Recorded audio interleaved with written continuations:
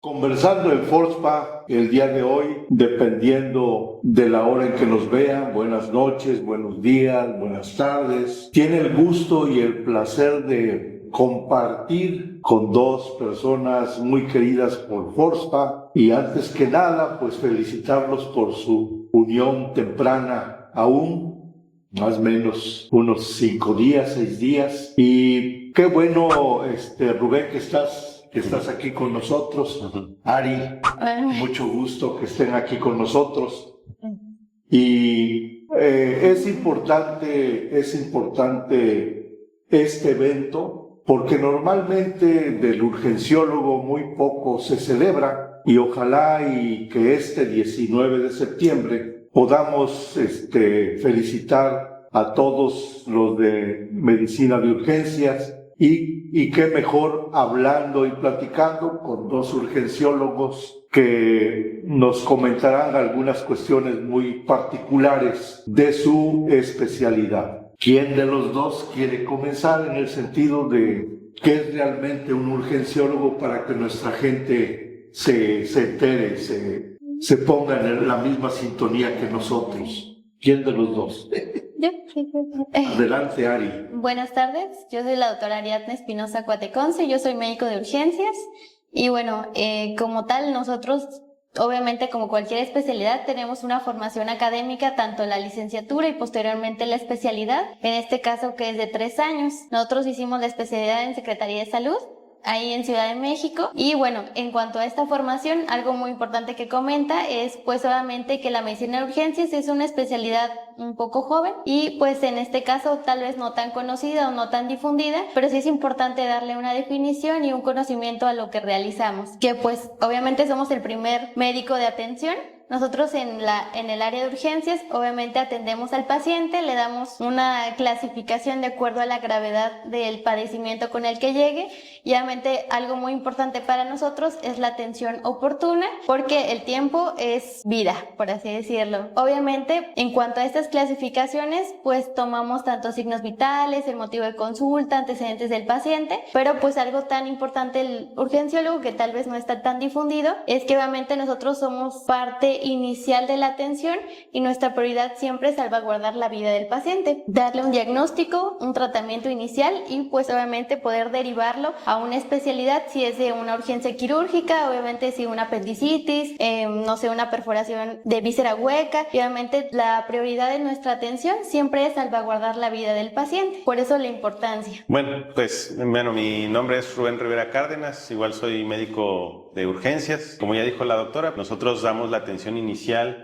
obviamente en el área de urgencias, es la atención primaria, así se le llama, que es la atención primaria. Nuestra especialidad está enfocada al padecimiento agudo, obviamente no se le da seguimiento de consulta externa de seguimiento, ¿no? Sino se le da la atención de la patología. Patologías son enfermedades o condiciones y se les dan en agudo. La atención de las exacerbaciones, de las recaídas del padecimiento o patología en agudo. Entonces, hacia eso está enfocado la medicina de urgencias.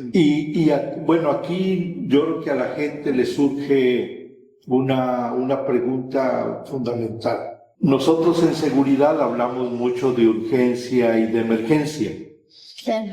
¿Qué diferencia para ustedes como médicos de urgencias existe entre una urgencia y una emergencia? Pues como tal la definición, incluso en algunos padecimientos sí hacemos muy puntual la definición en cuanto a urgencia y emergencia, que obviamente la urgencia es algo que tal vez no ponga en riesgo la vida del paciente o no tenga un daño a un órgano blanco, a diferencia de la emergencia que sí es un daño a un órgano blanco. En este caso, bueno, por ejemplo, nosotros lo comentamos mucho en las crisis hipertensivas, cuando se nos sube mucho la presión, la clasificamos en un descontrol de la presión tipo urgencia, cuando pues solo es la elevación de la presión, y tipo emergencia, cuando ya es un infarto, una patología que le llamamos edema agudo pulmonar, o un infarto cerebral. Y también nosotros en urgencias comentamos una definición que le decimos que es una urgencia real y una urgencia sentida.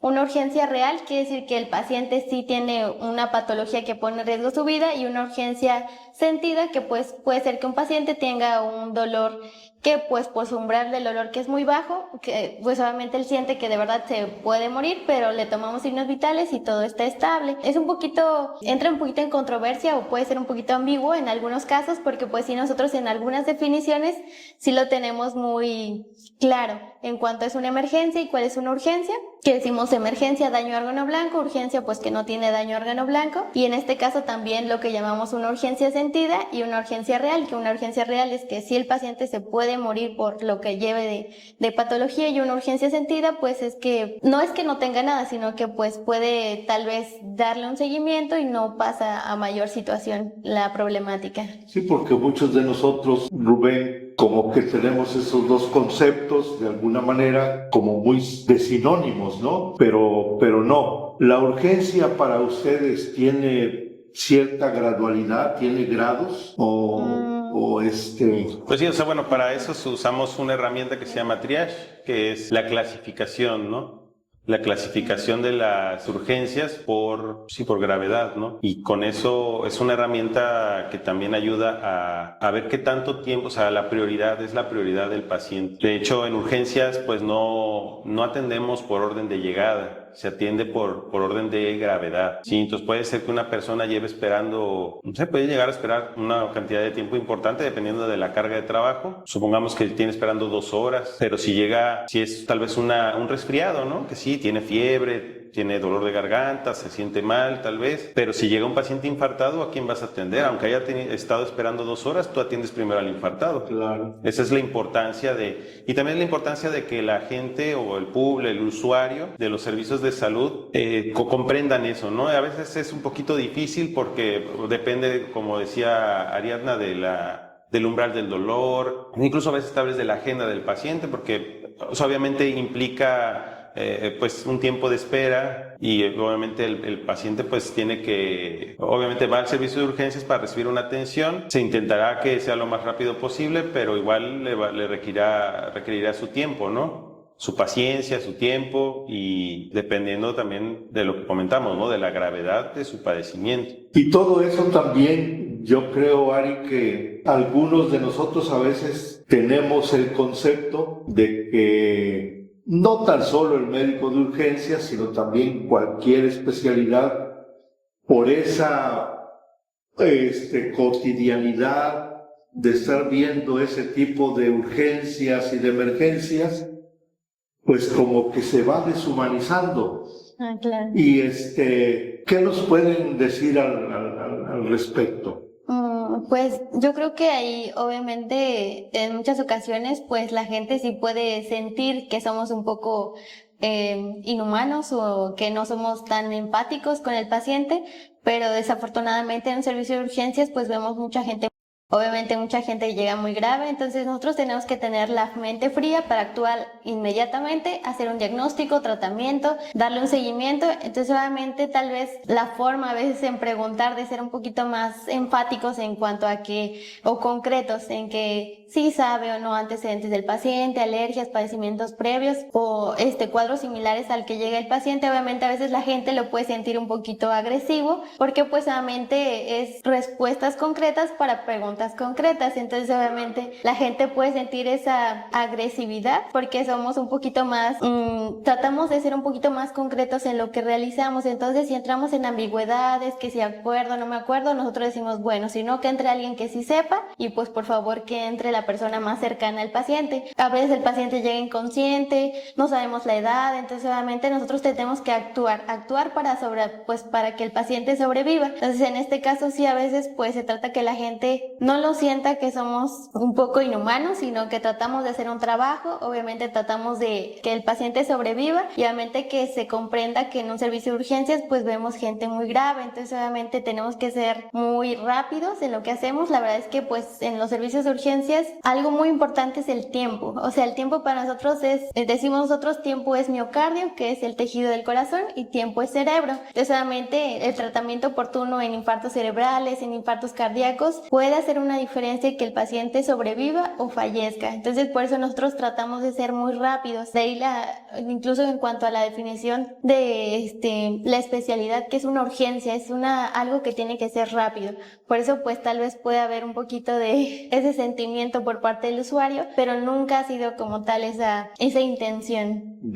Y Rubén, pues todo eso los convierte a ustedes en también no solamente médicos del cuerpo, sino también nosotros tenemos la idea que también en médicos del alma, ¿no? Sí, claro. Sí, muchas veces el paciente, obviamente todo ser humano tiene un componente orgánico, o sea, que es el cuerpo, ¿no? Y una cuestión psicológica, mental, espiritual, dirían algunos también, ¿no? Que obviamente eso también puede influir en el estado de cómo percibe su enfermedad la persona y cómo la gestiona, ¿no? El apego o desapego que pueda tener a su tratamiento, todo eso, o la red de apoyo que tengan, por ejemplo, los familiares, los amigos familiares, dependiendo de qué padecimiento sea. Obviamente un paciente que es dependiente de otros no es lo mismo que un paciente que no lo es, o un paciente que, por ejemplo, un menor de edad, obviamente, un paciente senecto. Todo eso tiene mucho que ver, ¿no? En cómo también tal vez la persona va a gestionar su percepción de su enfermedad, de su problema. Y hay gente que a veces incluso llega muy mal y no se quiere quedar, ¿no? No se quiere quedar hospitalizado. Tiene que haber una labor de convencimiento ahí de la familia. O sea, obviamente también la cuestión espiritual, psicológica importa mucho, ¿no? En esa respuesta que ustedes dan de manera inmediata, como se dice muchas veces en planes de respuesta a emergencias, el primer respondiente en ese sentido, ¿cómo se coordinan con las otras especialidades? Pues como tal, como ya lo había comentado Rubén, siempre el paciente llega y siempre nos guiamos por el motivo de consulta y los signos vitales. Obviamente, en cuanto todo es simultáneo, sí, todo en ese momento, tal vez ahorita como que lo vamos haciendo por pasos, pero todo es simultáneo. Solamente el paciente llega, preguntamos cuál es el motivo por el que llega, tomamos signos vitales, porque pues el paciente puede comentar que llega porque le falta el aire o porque le duele el pecho y le tomamos la presión y la presión está muy baja, la oxigenación está muy baja y eso nos da puntos para que comentaba igual Rubén, que el triage, la clasificación, nosotros lo clasificamos en rojo, en el naranja, en amarillo, el verde y el azul. Obviamente el rojo es atención inmediata o menos de 3 minutos. El naranja es menos de 10 minutos, el amarillo que serían 30 minutos y ya de ahí nos guiamos en el verde y azul, que pues en este caso son los resfriados comunes, que pues pueden llevar de 120 minutos hasta 180, es un tiempo un poco más prolongado. Pero obviamente en cuanto a que decimos que es un paciente que es naranja, rojo o amarillo, eso nos involucra que obviamente el paciente lleva algo que lo puede, por así decirlo. Entonces obviamente de ahí nosotros, en cuanto a este motivo de consulta, si vemos que la oxigenación está baja, pues le ponemos oxígeno, la presión está bajita, pues también le ponemos líquidos, le ponemos medicamento para el dolor, depende por lo que llegue, y tratamos de integrar un diagnóstico. Obviamente en cuanto al diagnóstico vemos si es una urgencia quirúrgica y ya en base a ello pues empezamos a tomar laboratorios, enfermería nos apoya en la canalización. En este caso nosotros aquí contamos con médicos en formación, que en este caso son los residentes y son los médicos internos. Ellos también pues apoyan en la atención, toma de laboratorios, hacer solicitudes, indicaciones, nota de ingreso, antecedentes, todo se va haciendo en conjunto. La verdad es que el servicio de urgencias es un equipo pues tanto del área médica, el personal de enfermería, el camillero, los jefes de servicio, porque obviamente ellos saben, por eso obviamente el paciente que llega grave, principalmente qué se le va a hacer, y en este caso si necesitamos el apoyo de otro médico, otro especialista, casi siempre en este caso pues algún quirúrgico, son los que apoyan y obviamente se trata de hacer, nosotros de inicio hacemos un diagnóstico, damos un tratamiento inicial y en base a ello decidimos si recibe una atención farmacológica, que en este caso solo serían medicamentos, o una atención quirúrgica. Ya para la atención quirúrgica pues sí nos apoyamos en que tengamos todos los estudios, laboratorios, igual en este caso trabajamos simultáneamente también para pedir si pedimos un ultrasonido, una radiografía, una tomografía, y con esto podamos dar más herramientas al médico quirúrgico para que él también, si obviamente necesita una atención quirúrgica, pues obviamente sepa hacia dónde se va a guiar la patología de base, y nosotros podamos, todo es un equipo de trabajo siempre tratando de que podamos dar el tratamiento ideal para la patología que lleva el paciente. Entonces obviamente sí, la verdad es que todo es muy ágil, muy rápido, por eso tenemos que estar muy abiertos y despiertos, aunque sea la mañana, tarde o la noche, pero pues obviamente eso es lo que a veces tal vez la gente pues no pueda dimensionar, que nosotros tenemos que estar al 100 siempre que llega un paciente, estar despiertos porque tenemos que hacer el diagnóstico desde que llega, que me dice que le duele la rodilla, que se cayó, pues pensamos en una fractura, obviamente si lo atropellaron, pues que se fracturó, que lo atropellaron a nivel del abdomen, pues que se perforó el intestino, el vaso, el hígado. Entonces obviamente tratamos de hacer lo más rápido que podemos para que el paciente no tenga dolor, esté estable y podamos decidir si necesita alguna cirugía de urgencia para que también no perdamos tiempo y el paciente pues sobrevive y le vaya bien. Sí, fíjate, Rubén, acerca de lo que decía Ari, ya mencionaba algunas de las emergencias que normalmente de manera cotidiana ustedes atienden. ¿Qué es lo que más continuamente ustedes en su trabajo, en su servicio, están atendiendo aquí en nuestra ciudad? Yo creo que aquí, como en todo México, una de las situaciones pues más problemáticas son las enfermedades crónicas y la exacerbación, en el caso de urgencias, ¿no? Uh-huh. Son las crisis hiperglicémicas, las urgencias o emergencias hipertensivas, o sea, lo que está relacionado con enfermedades crónicas, que es diabetes, hipertensión y las consecuencias de estas mismas. Por ejemplo, los pacientes que tienen enfermedades crónicas generalmente empiezan a hacer daño a otros órganos, como por ejemplo el cerebro, el corazón, los riñones. Entonces aquí, como en todo México, pues hay un gran problema de obesidad, de diabetes, hipertensión, pacientes que conforme van pasando los años van haciendo un daño renal. Entonces esas serían, yo creo que de las principales: diabetes, hipertensión, enfermedad renal crónica, infartos. Y bueno, y una cuestión aquí que hemos visto mucho en la isla, la cuestión esas se llaman enfermedades metabólicas, pero ya hay también una rama de urgencias que es consecuencias de accidentes. Accidentes, ¿no? El trauma, ¿no? El trauma. Aquí hay muchísimo accidente automovilístico, sobre todo motocicletas. Falta una conciencia vial. Las personas que manejan vehículo o motocicleta es una cuestión que sí es de una problemática importante. Obviamente, pues a veces son accidentes catastróficos, que o sea, el paciente llega o ya falleciendo o llega con heridas importantes que lo pueden llevar a... Ahora, la cuestión, comentando o complementando un poquito lo que decía Ariadna, también urgencias depende urgencias es el área de urgencias y está dividido lo ideal sería, ¿no? Depende también del hospital en donde te encuentres, pero lo ideal sería que haya un consultorio donde se haga el triage, donde llegue el paciente y ahí se clasifique su urgencia. Después se le da una clasificación, se le brinda un color y luego está el área de consultorios. Por ejemplo, aquí en el hospital del IMSS así está. De hecho, en todos los IMSS ya está como muy sistematizado. Varía un poco en secretaría o se intenta hacer, pero depende de la gestión hospitalaria, administrativa, pues cambiará un poco. Pero por lo menos aquí en el IMSS así es. Está el consultorio de triage, clasifican al paciente, le asignan un color y después está el área de consultorios. Ahí en el área de consultorios, obviamente, tienen prioridad o van pasando primero a los colores amarillos. El color rojo y el color naranja pasan directamente a otra área que se llama área de choque, que ya es urgencias, pero es hospitalización de urgencias. Y dentro de esa hospitalización de urgencias, que son donde están las camas sensibles, hay una cama especial, o a veces pueden ser más, que se le llama área de choque. Y ahí es donde ingresa el paciente más grave o más delicado de la sala.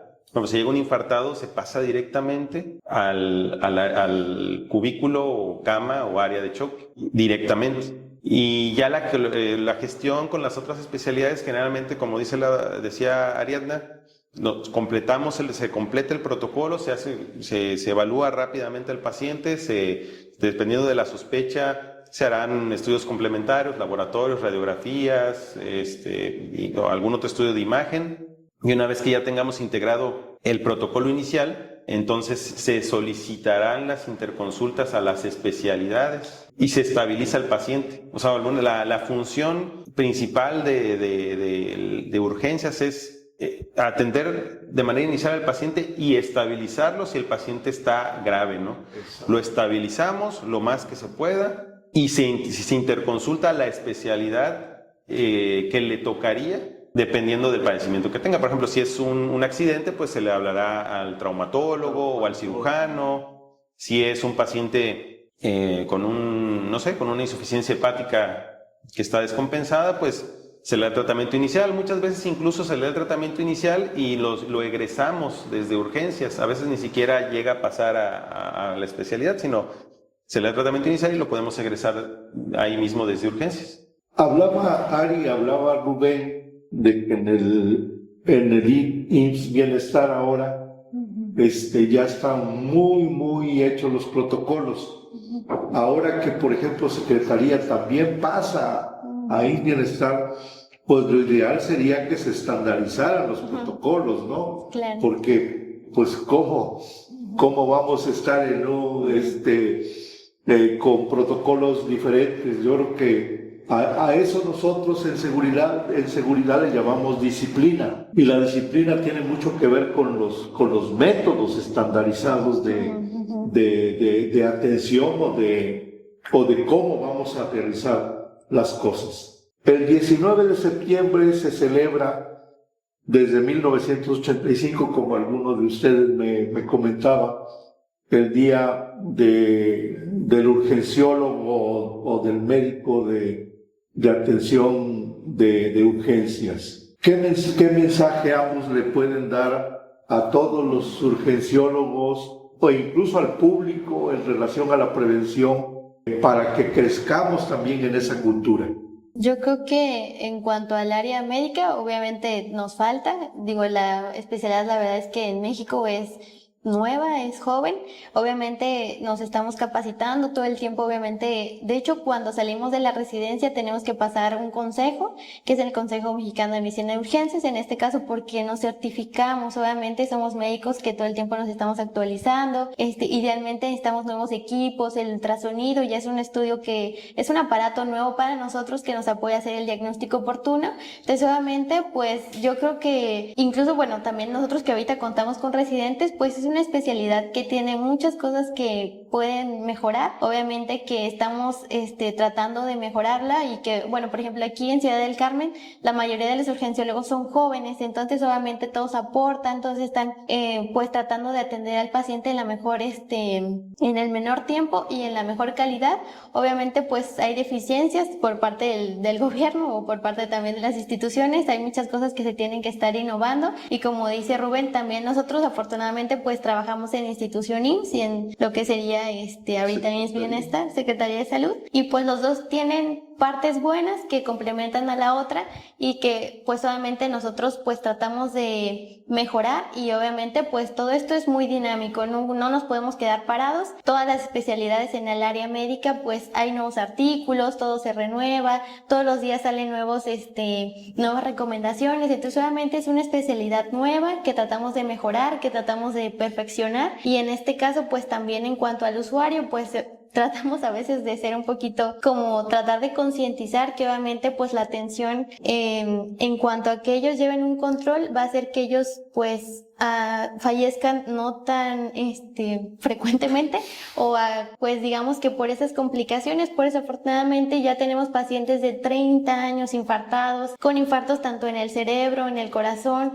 obviamente fracturas que los pacientes se quedan ya pues obviamente ya inmóviles o no pueden trabajar, ya no son personas funcionales por una fractura de una pierna, obviamente ya amputaciones de una mano. Entonces obviamente son cosas que son delicadas y pues bastante malas para la población y son cosas prevenibles. La verdad es que yo creo que como población sí hay muchas cosas que se pueden prevenir, mejorar y pues obviamente tal vez falta difundir un poquito más la prevención, que es lo que no se hace en México, para que podamos disminuir ese índice de pacientes delicados que nos llegan tanto al servicio de urgencias, tanto por ejemplo en el IMSS, que es más metabólico, y en Secretaría de Salud, que es más de trauma.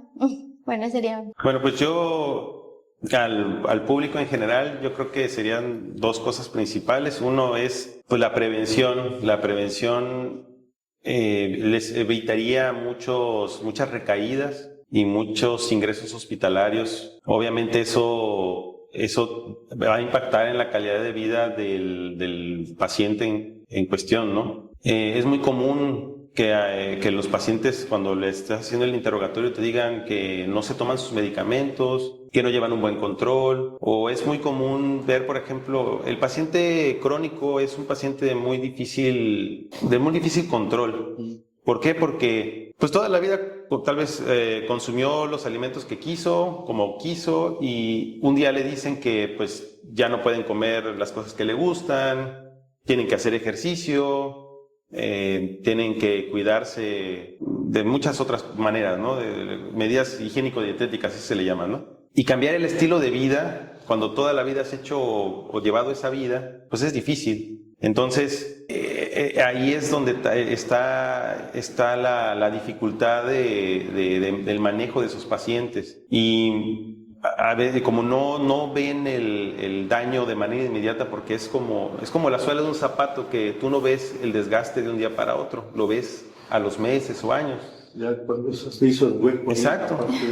Y el problema es que ya una vez se establece el daño, un daño renal, un daño en la visión por diabetes, o ya una arteriosclerosis en corazón, en cerebro, pues eso ya no es reversible y obviamente va a tener consecuencias, aunque el paciente ya haga el cambio de estilo de vida. Entonces yo creo que esa sería una de las principales, la prevención de los hábitos, de vial, de cómo, obviamente si tú te subes a una motocicleta en estado de ebriedad, sin casco, pues obviamente eso aumenta tu riesgo de que algo te vaya a pasar. Y como segundo, pues el paciente llega al servicio de urgencias en un estado de... Todos los pacientes se consideran en una situación vulnerable. ¿Por qué?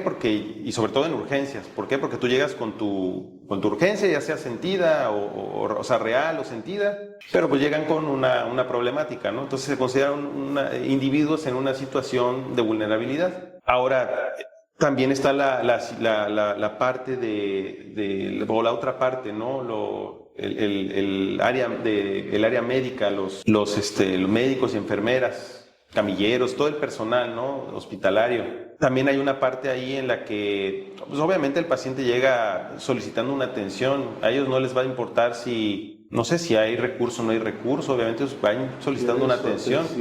Y muchas veces uno tiene que lidiar con que a veces no hay medicamentos, no hay, no tenemos, no sé, el aparato de rayos X puede estar averiado, no tenemos la tomografía en ese momento, no hay médico para hacer el ultrasonido, con alguna u otra carencia, o a veces llega un solo médico por guardia, por ejemplo en el área de consultorios, que se tiene que echar toda la consulta.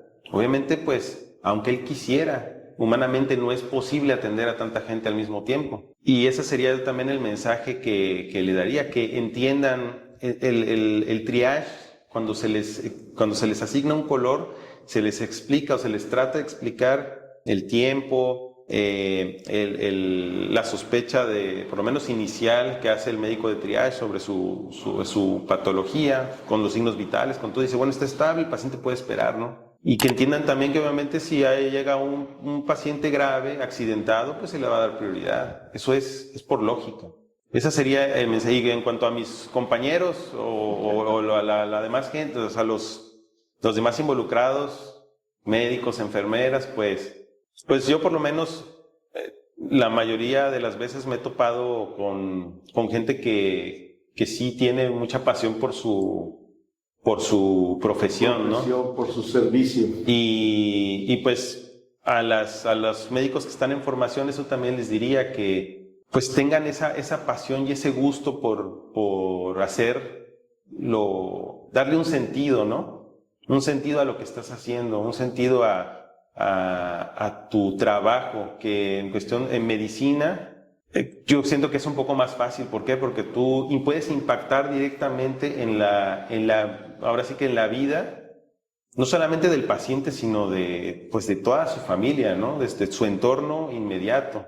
No sé, un hombre joven, cabeza de familia, o a una mujer joven igual, que puede ser cabeza de familia, que tú le restaures su salud, o que con tu intervención logres que no fallezca en esa ocasión por las acciones o intervenciones que tú tuviste acertadamente, pues obviamente va a impactar en unos hijos que no van a quedarse huérfanos, en un esposo que no se va a quedar viudo o viuda. Entonces, esa es la importancia de darle de entenderlo, la importancia de nuestra profesión, ¿no? Y obviamente el servicio de urgencias es muy, muy importante, ¿no? Porque es donde llegan los pacientes, de inicialmente más graves, ¿no? En seguridad, fíjense, nosotros decimos procedimientos que salvan vidas.